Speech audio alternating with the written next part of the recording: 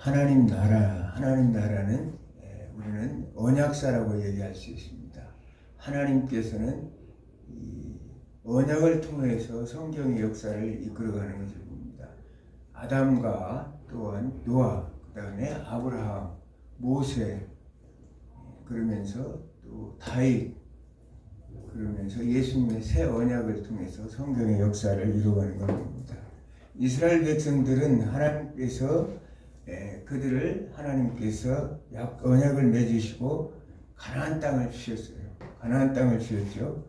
그러면서 이 가나안 땅은 우리가 잘 알다시피 여호와의 아내로 받은 거처이든 또한 여호와의 아들로서 받은 유산이든 이스라엘이 이 복된 땅에서 하나님의 백성으로 혹은 여호와의 아내요 여호와 아들로서의 새로운 삶을 살게 되었다는 사실입니다. 하나님께서는 주신 땅 율법은 이스라엘 하나님의 백성으로 살아갈 규범이요 삶의 도리였습니다. 그러므로 인해서 하나님의 이스라엘 백성들이 언약을 맺으시고 어떻게 언약의 백성으로 살아가야 할 것인가를 성경은 우리에게 가르치고 있습니다. 아멘. 첫째는 뭐냐? 여호와의 백성들은 거룩하게 살아야 된다는 거예요.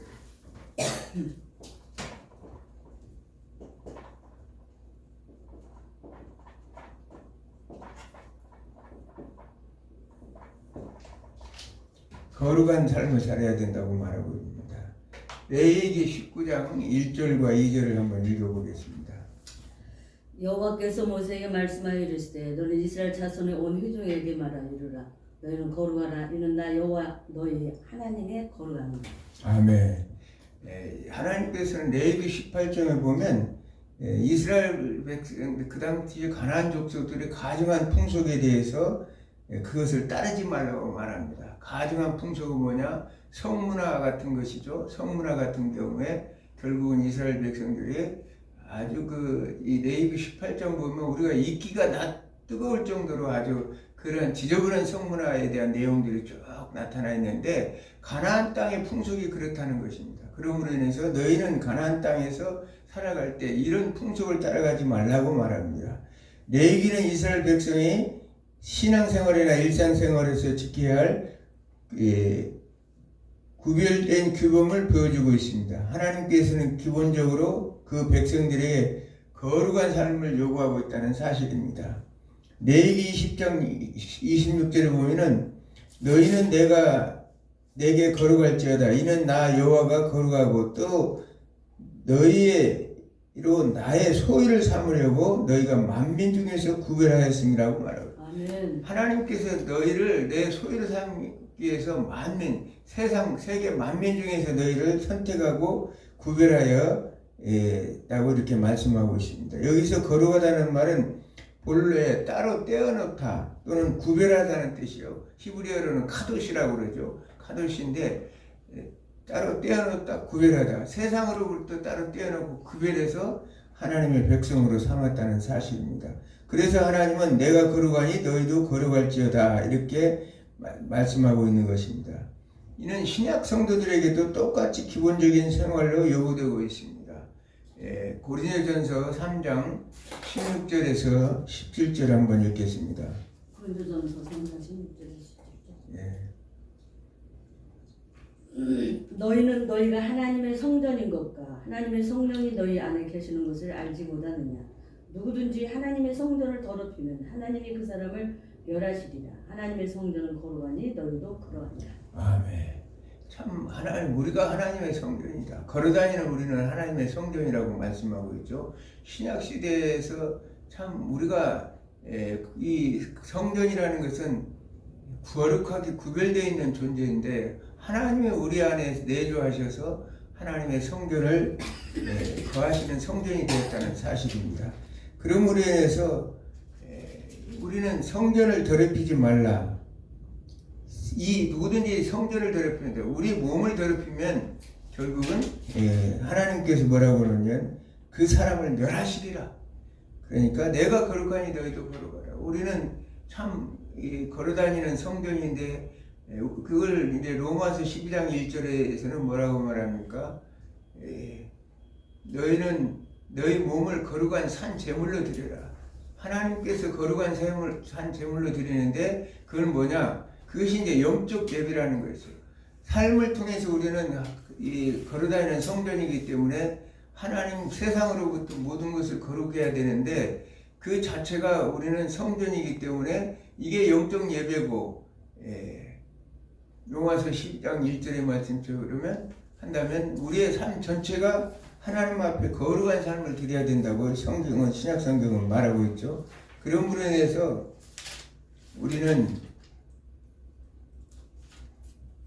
하나님께서는 거룩한 삶, 하나님의 백성들은 세상으로부터 거룩한 삶을 살아야 된다고 얘기하고 있습니다.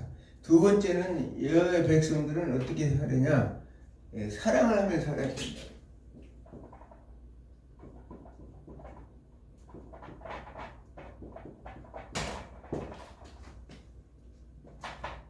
첫째는 거룩한 삶. 거룩한 삶을 한다면 두 번째는 사랑의 삶을 살아야 된다고 성경은 우리에게 말하고 있습니다. 이스라엘은 여호와의 사랑을 맛본 백성들입니다. 그렇죠? 여호와께서는 이스라엘이 사랑하여 택하셨다고 신명기 4장 37에서 1절과 7장 8절에 이렇게 말하고 있습니다. 내가 너희를 사랑해서 택하셨다는 거예요. 하나님께서는 이스라엘 백성들을 택하시고 속량하심은 여호와의 무조건적인 주권적인 사랑입니다. 그들이 어떠한 민족보다 뛰어나거나 또는 어떠한 특별한 것이 아니라 하나님의 무조건적인 사랑으로 그들을 선택하시고 그들을 하나님의 백성으로 삼으셨다는 사실을 주권적인 사랑이라는 사실입니다. 곧 여호와의 헤세드입니다. 이스라엘이 사랑을 베푸신 여호와께서는 이제 이스라엘에게 사랑을 요구하신다는 거예요. 이스라엘에게만 사랑을 요구하시는 것이 아니라 예수 그리스도께서도 우리 예수께서도 말씀하셨죠. 요한복음 16장 34절에 내가 너희를 사랑한 같이 너희도 서로 사랑하라 이렇게 말씀하시죠. 지금 이 구약에서 사랑을 뭐라고 표현하냐면 헤세드라고 말합니다.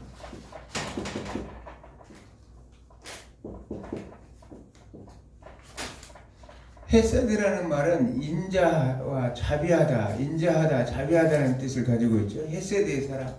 이것은 변치 않은 사랑이고 영원한 사랑, 언약적 사랑이라고 합니다. 헤세드의 사랑은 언약적 사랑입니다. 이스라엘 백성들이 하나님께서 우리에게 약속하신 사랑은 바로 언약적 사랑, 헤세드의 사랑이었다는 거예요. 그러므로 인해서 신명기 6장 5절에는 너희는 마음을 다하고 성품을 다하고 힘을 다하여 내 하나님 여호와를 사랑하라. 여호와를 사랑하라는 것이 성경에서는 제1계명과 제2계명에서는 굉장히 배타적이고 독점적인 사랑으로 나타나죠. 나 외에 다른 신을 섬기지 말라. 10계명의 제1계명. 아주 배타적이고 독자적인 것이죠. 그러면서 그 2계명은 새긴 우상을 만들거나 또 우상에 절하지 말라. 가나안 땅의 문화는 하나님께서 약속하신 대로 그 우상에 절하는 것이 하나님께서 결코 하나님을 사랑하는 것이 아니라는 거예요. 우상에게 표현하는 것은 그 당시에 가나안 문화는 뭡니까? 모든 그 범신론적으로 인해서 자연 만물을 대상으로 해서 하나님께서 그 피조물을 섬기는 그런 우상 문화에 있었기 때문에 하나님께서는 가나안 땅에 가면 제1계명과 2계명을 통해서 너희는 나 외에 다른 신을 섬기지 말고 바알과 아세라와 같은 다른 신을 섬기지 말고 나만을 사랑하라. 그러면서 우상을 새겨서 만들지 말고 또 그곳에 절하지 말아라. 하나님께서는 그렇게 말씀하셔서 하나님의 독특한 독자적인 그리고 배타적인 사랑을 말씀하고 있습니다. 이것은 이제 하나님 백성이 자기만을 사랑하기를 원하시는 하나님이시고 여호와 하나님께서는 질투하시는 하나님이라는 사실입니다. 여기서 이제 이 셋째 계명과 넷째 계명에 보면 너희가 내 말을 듣지 아니하면 4대와 5대까지 저주를 받을 것이고 내 말에 순종해서 그 말씀을 지키면 천대까지 축복할 것이라고 성경은 말씀하고 있습니다. 그래서 하시는 말씀이 나는 어떤 하나님이야? 질투하시는 하나님입니다. 우리가 너무나 사랑이 극하다 보면 질투심이 우리가 가장 무서운 것이 뭐냐? 바로 무관심이에요. 무관심은 조금이라도 사랑이 요만큼이라도 사랑하는 마음이 없기 때문에 무관심이 된다는 거예요. 그러므로 사람과의 관계 속에서나 하나님과의 관계 속에서 하나님을 사랑하는 어떤 사랑, 하나님은 질투하는 마음으로 사랑하는 하나님이라고 말씀하고 있습니다. 그래서 민수기 25장에 보면 우리는 바알볼 사건을 알 수 있어요. 그래서 그 아론의 손자 비누아스가 그 가나안 가나안의 백성인 시므리, 가나안 미디안 그 족장에 딸 고스비와 시므온의 후손인 시므리가 그 연병이 우상 숭배를 하는 과정 속에서 텐트에 데리고 들어가는 것을 비누아스가 들어가 가지고 창으로 이 뒤에서 찔러서 배를 찔러 가지고 완전히 둘을 죽이는 것을 보십니다. 그러면 하나님께서 그때 너무나 하나님을 감격했다는 거예요. 그러므로 인해서 그 비누아스의 보게 네가 내 질투로 내 모든 것들을 그 이스라엘 자손 중에서 그것을 행했다는 거예요. 내 질투심으로 그 고스비와 시므리를 죽였기 때문에 이제 이스라엘에게 질투하여 내가 너희들을 침멸할 텐데 그것이 그 질투심으로 해서 네가 내 질투심을 해소시켰기 때문에 이스라엘을 자손들을 속죄하였다. 그 죽인 그 자체를 이스라엘 백성들이 속죄하였다고 얘기하고 있습니다. 그러므로 해서 영원한 언약, 제사장 언약을 맺죠. 아론의 가문과 그와 같이 하나님은 질투하시는 하나님이에요. 아멘. 하나님은 절대 하나님 외에 다른 신을 섬기는 것 그 자체가 하나님은 이 바알볼 사건에서 발람의 꾀를 통해서 이스라엘 백성들이 무려 24,000명이 죽었어요. 그러니까 아까도 얘기했지만 하나님의 성전, 우리는 하나님의 성전인데 하나님의 성전을 더럽히면 하나님께서 반드시 저주하고 심판하실 거라고 말씀하신 것처럼 하나님은 그걸 가만히 있지 않는다는 사실. 24,000명이면 이스라엘 한 지파가 사라질 정도로 그 당시에 40년 동안 그들을 광야에서 얼마나 그 시내산에부터 율법을 수료한 이후에 하나님의 말씀으로 그들을 양육하여서 온 그 이스라엘 백성들을 발락과 발람의 꾀로 인해서 그 발람의 꾀로 인해서 그들이 이 우상 숭배와 음행을 하게 되었다는 거예요. 하나님의 가장 기분 나쁜 것은 분명히 나 외에 다른 신을 섬기지 말라고 그랬는데 그들이 이제 바알을 숭배함으로써 거기에서 또 행음을 했다는 거죠. 행음을 함으로 인해서 이스라엘 백성들은 정말 가나안 땅에서 거칠은 그 광야에서 힘든 것만 보다가 가나안 땅 여인들을 보면서 그들의 마음이 동했겠죠. 그래서 이제 그들은 이것도 제사의 방법이라고 생각했기 때문에 그들은 그 행음을 하면서 하나님을 모독했다는 사실이에요. 그러므로 인해서 하나님의 진노가 임했던 걸 봅니다. 하나님의 말씀은 분명한 말씀이시기 때문에 절대 그렇게 하면 안 된다는 거예요. 그러면서 요 하나님은 하나님 사랑뿐만 아니라 이웃 사랑도 요구하시죠. 레위기 19장 18절은 이웃 사랑하기를 내 몸과 같이 하라고 말씀하고 있습니다. 특히 고아와 과부, 나그네, 노예에 대해서 관심과 동정심을 가지라고 말씀하고 있습니다. 그리고 사랑은 언약 백성들이 요구되는 기본적인 덕목이었다는 사실을. 이 사랑이라는 언약 백성들이 가지고 있을 기본적인 덕목이라는 사실입니다. 세 번째로는 세 가지의 관계를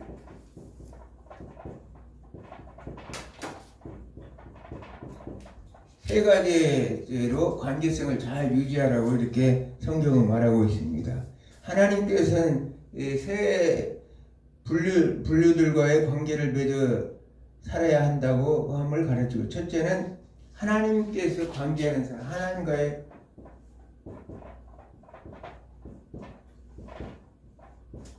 하나님과의 관계 속에서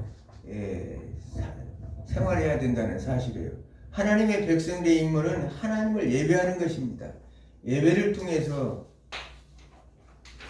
하나님과 교제하고 하나님의 백성으로 자기 정체를 확인하는 것입니다. 10계명 중에 1에서 4계명은 이스라엘의 여호와의 백성으로 예배하고 섬겨야 할 대상을 명시할 뿐 아니라 하나님을 예배하고 섬기는 방법을 제시하고 있죠. 아멘. 이 첫째 계명에서 내 여호와의 이름을 망령되이 일컫지 말라는 넷째 계명까지 하나님께서는 그 예배하는 방법에 대해서 가르치고 있고 섬기는 방법에 대해서 가르치고 있다는 사실이에요.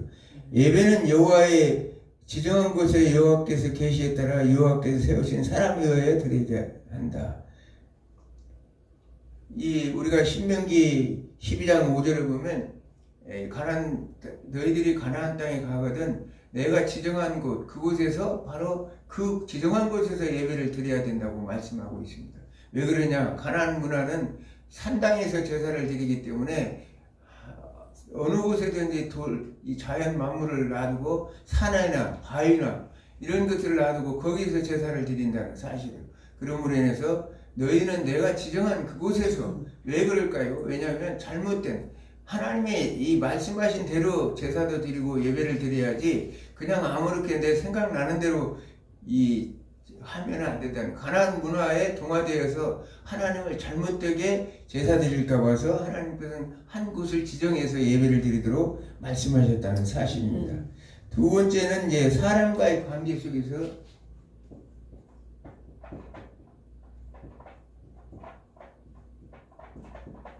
하나님과의 관계가 아름다워야 되지만 사람과의 관계도 늘 하나님께서는 말씀하고 있습니다. 아름답게 해야 된다는 사실이요.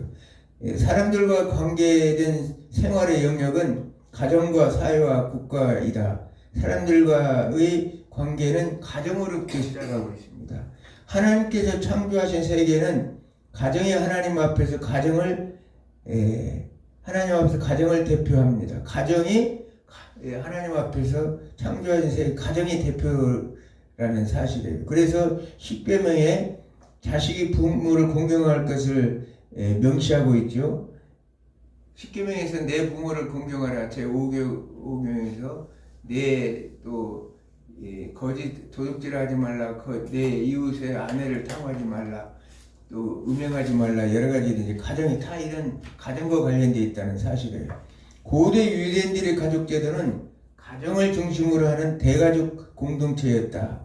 그들이 생각한 가족의 개념은 혼인으로 이루어진 가정뿐만 아니라 가족, 시족, 더 나아가 부족 전체를 말하기도 했습니다.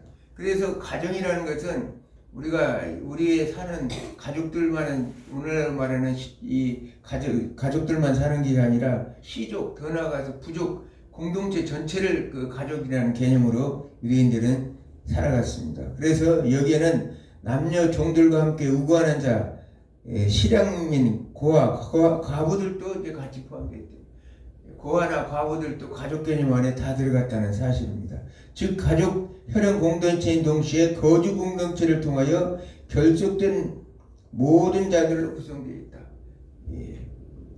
거주 공동체인 동시에 혈속된 공동체, 같이 연결되어 있는 공동체를 말하죠. 그래서 아브라함이 창세기 14장에 북방왕 그돌라고 오멜과의 전쟁에서 길리고 길리온 318명은 바로 이런 가족 공동체의 하나의 한 멤버들이었다는 사실을 우리가 알 수가 있습니다.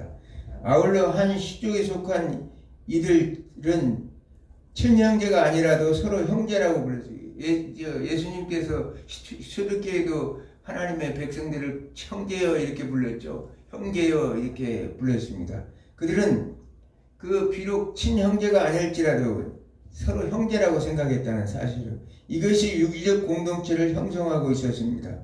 그리고 가족 구조가 북권제도였던 이스라엘 가족 소속 개념은 아버지 집이었어요. 그러므로 인해서 이스라엘 공동체의 소속 개념은 아버지의 집이라고 이렇게 불렀다는 거예요. 가장에게는 하나님은 부여하신 권위가 있다. 따라서 그 가족은 그 권위에 복종하고 따라야 합니다. 이스라엘 공동체는 가장에게는 하나님께서 권위를 주었다고 그랬죠. 그래서 그 권위를 줌으로 해서 이스라엘 백성들은 그 모든 것들을 따라가 순종해야 된다는 사실입니다. 심지어 가장에게도 생명과 죽음에 대한 권리까지가 있었어요. 그 가장이 생사 여탈권을 가지고 있었다는 사실을 성경은 우리가 창세기 38장 24절에 기록하고 있습니다. 가정은 가족들과의 생계를 책임져야 하고 또 하나님께서 그들 가운데 행하신 일, 즉 하나님이 어떻게 과거의 전승을 보존하고 교훈하며 예배를 통해서 더욱 다음 세대에 전달하는 종교로서의 공동체 기능도 수행하도록 했다. 제2공동체라죠. 구약시대에는 제2공동체라고 그랬어요. 국가가 성립하기 이전에는 시족이나 부족이라는 혈연 공동체는 제2공동체라. 그래서 그 예배를 드리는 모든 것들은 어떻게 그 하나님의 말씀이 계속 이어졌느냐. 그 당시에는 문자가 없던 시대이기 때문에 구전으로 이렇게 이어져 나왔다는 거예요.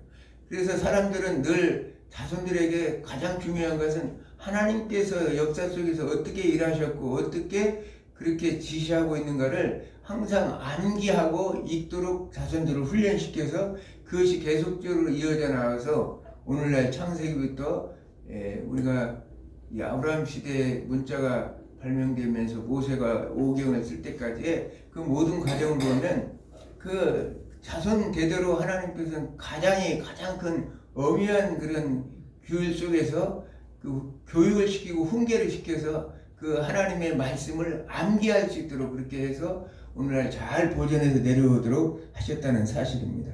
특별히 광야 생활에서는 공동재산과 공동작업으로 산출된 그 산출물은 그 시족사회 전체가 향하는 공동생활에 쓰였다. 이 말은 뭐냐면 원시공동체, 원시공산주의라고 이렇게 우리가 표현할 수가 있죠. 오늘날 공산주의와는 전혀 다른 모든 사람들이 공동으로 생산해서 공동으로 그것을 분배해서 나누던 시절을 얘기하고 있습니다. 그러므로 인해서 광야 공동체 이스라엘은 큰 빈부 차이가 일어나지 않았다는 거예요. 왜냐하면 모든 생산물들을 공동으로 작업해서 같이 공동으로 그것을 소산물을 나눠서 생활했기 때문에 그런데 여기에서 이제 발생하기 쉬운 우리가 공동체 일을 하다 보면 발생이 하기 쉬운 경우가 뭐냐 무임승차라는 문제죠. 무임승차라는 건 프리라이더라고 그러죠. 경제학적 용어로는 프리라이더, 무임승차. 자기가 열심히 일하지 아니하고 남은 것을 얹혀 사는, 남은 것을 얹혀 얻어 먹고만 사는, 그래서 얹혀 사는 사람들을 얘기하고 있습니다. 이 문제도 사실은 공동체이기 때문에, 혈연관계이기 때문에 그 당시에는 같이 이렇게 공동작업을 하면서도 게으른 사람도 있고 나태한 사람도 있겠지만 그런 사람들에게도 같은 가족이기 때문에 다 이해하고 공동체로 서로 이 모든 것을 생산해서 그 생산된 이 생산물을 서로 분배하기 때문에 그렇게 큰 문제가 되지 않았는데 문제는 언제부터 발생했느냐.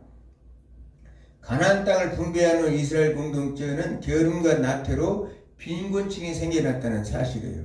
그리고 고아와 과부, 나그네들이 돌봐줄 필요가 생겼습니다. 왜 그러냐? 이 프리라이더가 생기다 보니까 무임승차자들 때문에 그들은 결국은 이 각자 하나님께서는 지계표를 통해서 각자 나눠줬죠. 그 땅을 분배해가지고 그곳에서 안에서 하는데 결국은 이제 게으름과 나태하면 땅을 저당 잡히고 팔게 되고 결국은 이 동족들의 종이 되는.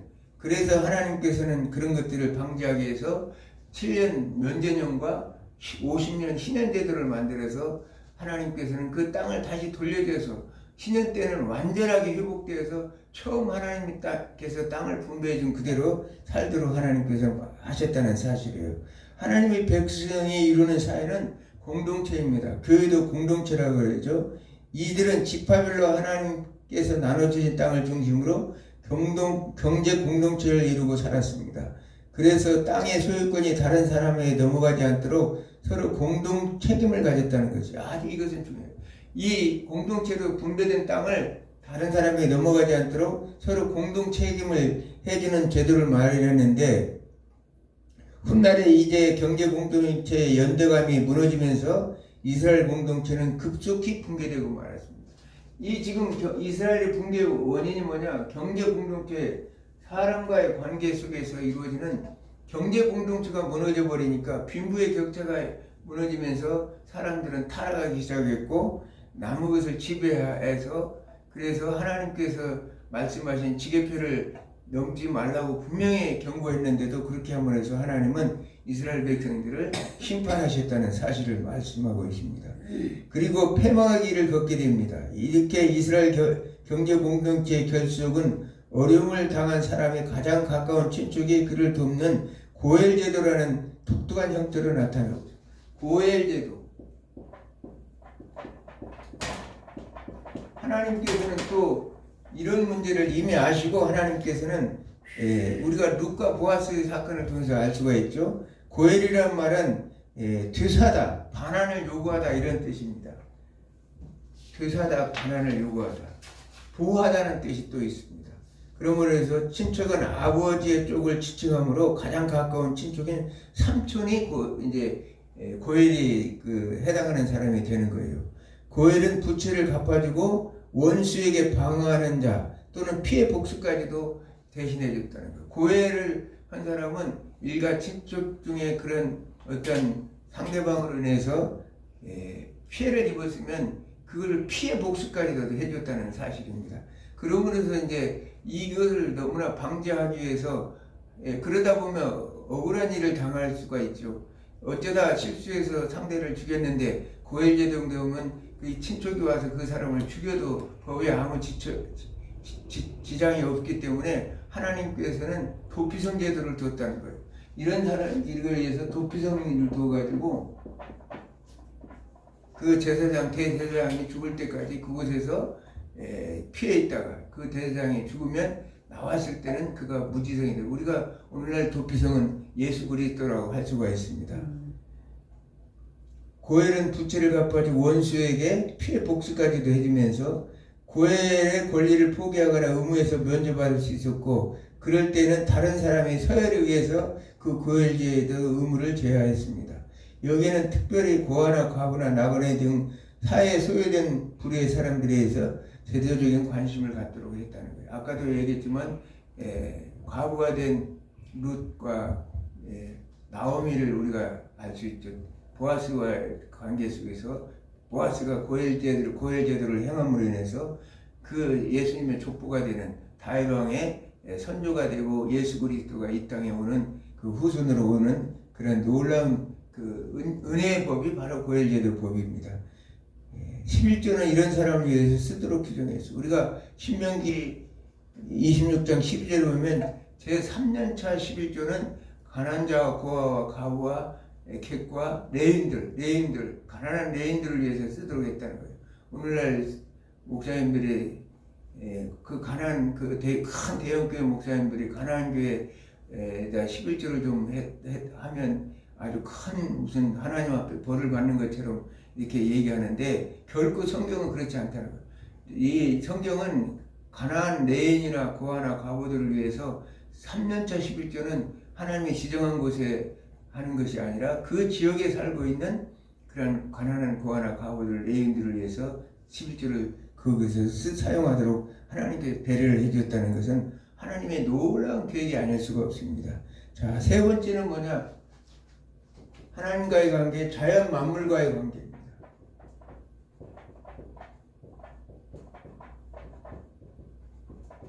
자연 만물과의 관계를 온전하게 하도록 하나님께서 말씀하셨다는 것입니다. 땅은 사람이 이 세상을 살아가는데 필요한 모든 자원을 공급합니다. 하나님은 천지를 창조하신 분이며 따라서 땅의 주인인 여호와이십니다. 이 땅에 이스라엘은 그들의 생활의 소산을 얻게 되었습니다. 시편 24편 1편에 보면 땅과 거기 충만한 것과 세계와 그 가운데 거하는 것이 다 여호와의 것이니라. 이 모든 것들은 하나님의 것입니다. 그러므로 해서 하나님께서 땅을 분배해 줬는데 땅은 여호와 이스라엘과의 관계 속에서 이해하고 있는 것입니다. 하나님의 모든 것이 하나님의 것인데 하나님 그 땅을 레위기 15장 23절의 말씀처럼 그것은 모든 것은 내 것이다 이렇게 말씀하시죠. 땅은 다 내 것이다. 그러므로 너희는 결국은 우리는 하나님의 것을 관리하는 청지기의 정신은 하나님의 것을 관리할 수 있는 관리자의 신분이라는 사실입니다. 여호와께서는 이스라엘 납치라는 관점에서 볼 때 땅은 그의 신부인 이스라엘에게 마련한 거처이며 여호와께서 이스라엘의 아버지라는 관점에서 볼 때는 분명 아버지가 아들에게 물려주는 유산인과 같은 것입니다. 그러므로 해서 따라서 성경은 이스라엘 땅을 가리켜 여호와 너희 하나님이 너희에게 기업으로 주신 땅이라고 말씀하고 있습니다. 신명기 15장 4절에 보니까 여호와께서 내게 기업으로 주신 땅에서 내가 반드시 복을 받으리니 너희 중에 가난한 자가 없으리라. 이 하나님께서 땅을 주시면서 하나님의 말씀은 이 땅을 너에게 내 땅을 너에게 기업으로 주는데 기업으로 줬기 때문에 너희들에게는 가난한 자가 없을 것이다. 그런데 가난한 자가 생겨서 결국은 고아 가부 그러면서 이스라엘 경제 공동체가 붕괴되는 일이 생겼다고 그랬죠. 그래서 우리는 이스라엘 후반기에는 엄청난 이스라엘 사람들이 곤란을 겪었던 걸 봅니다. 그래서 이스라엘 공동체가 멸망함으로 이스라엘 자체가 패망하는 길을 걸었다는 사실을 성경을 통해서 우리가 알 수 있습니다. 이를 통해서 볼 때 여호와의 백성은 여호와의 백성답게 구별되는 삶, 사랑으로 좋은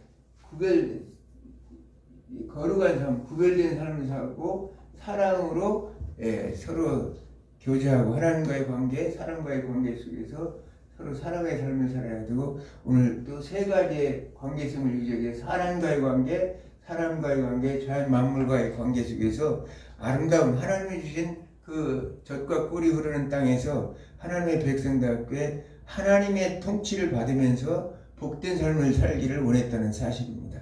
이처럼 하나님 나라의 보편적 원리는 하나님은 창조주라는 사실이에요. 아멘. 하나님 나라의 보편적 원리는 하나님은 창조주라는 사실입니다. 하나님은 창조주. 우리가 이걸 절대 잊어버려서는 안 돼요. 이게 보편적 원리예요. 하나님 나라. 보편적 원리라는. 자, 여기에서는 죄의 시간적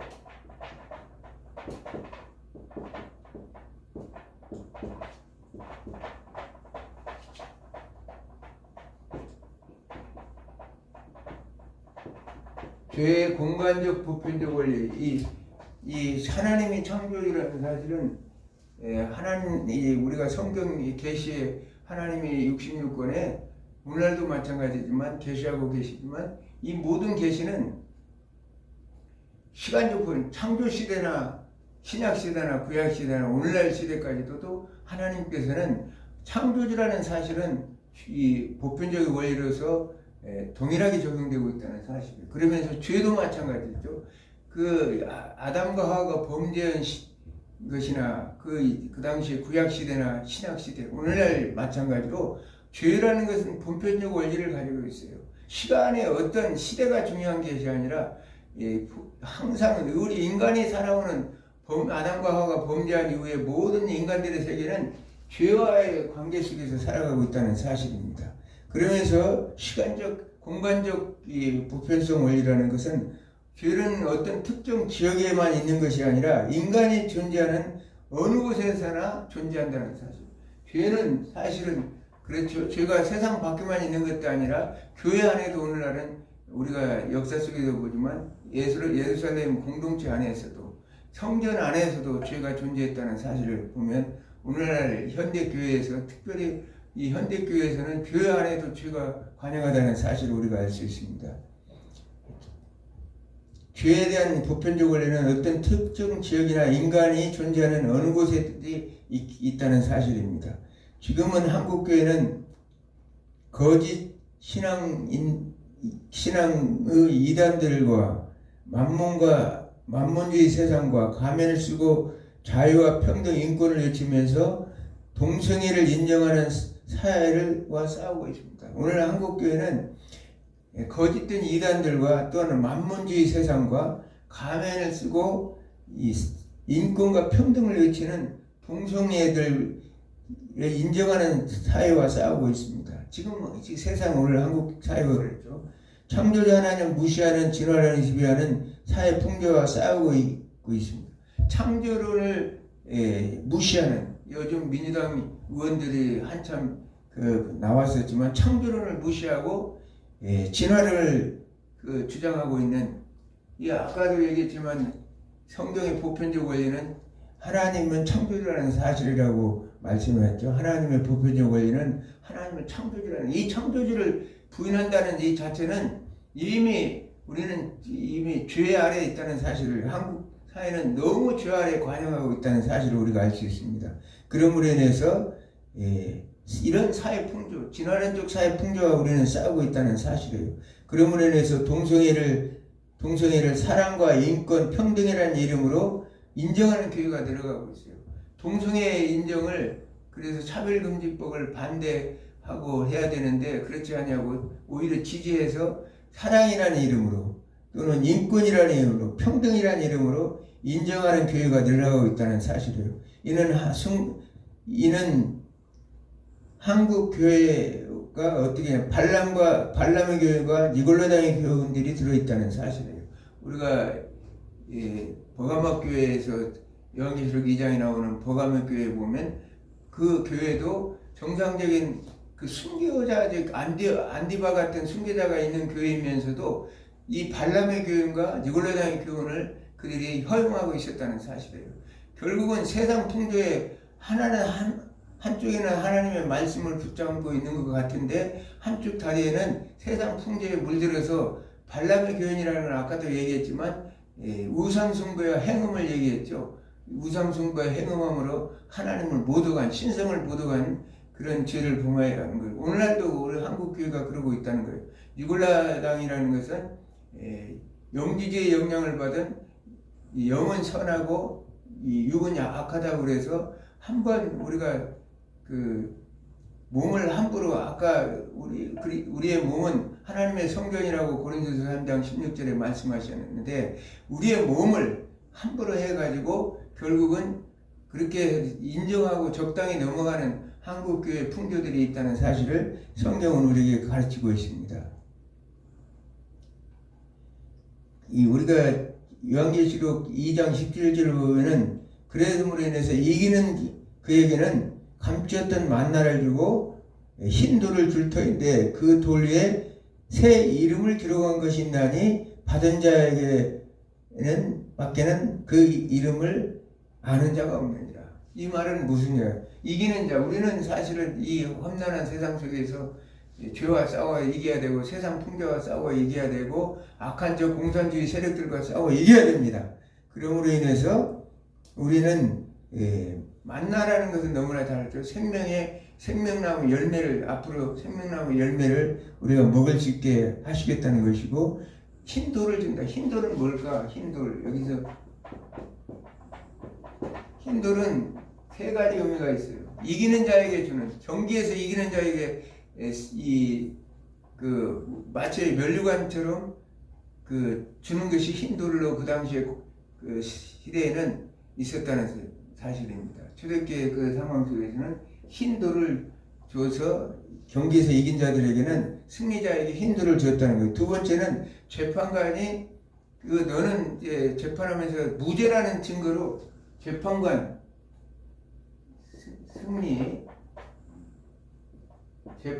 재판을 할 때 너는 무죄다. 죄가 없다는 것을 증명하기 위해서 흰 돌을 줬다는 사실. 세 번째는 뭐냐? 초청장. 잔치에 초청장의 증거로 흰 돌을 줬다는 사실. 오늘날 우리는 어떤 존재들입니까? 예수 그리스도의 십자가의 보혈의 피로 우리를 주님께서 계시록 20장 20장 이하에 보면 생명체의 기록 여기서 보면 그것에 이름을 새겨져 있다. 흰돌에 이름을 새겨져 있는데 그것을 받는 자 외에는 알 사람이 없다. 이 말은 내가 하나님의 자녀로서 예수 그리스도의 보혈의 피로 구속함을 받아서 하나님의 자녀되고 저 영원한 새하늘 새 땅에 갈 수 있다는 사실은 내가 신앙생활하는 내 자신 체험적인 그런 신앙생활을 우리 자신밖에는 알 수가 없다는 사실이에요.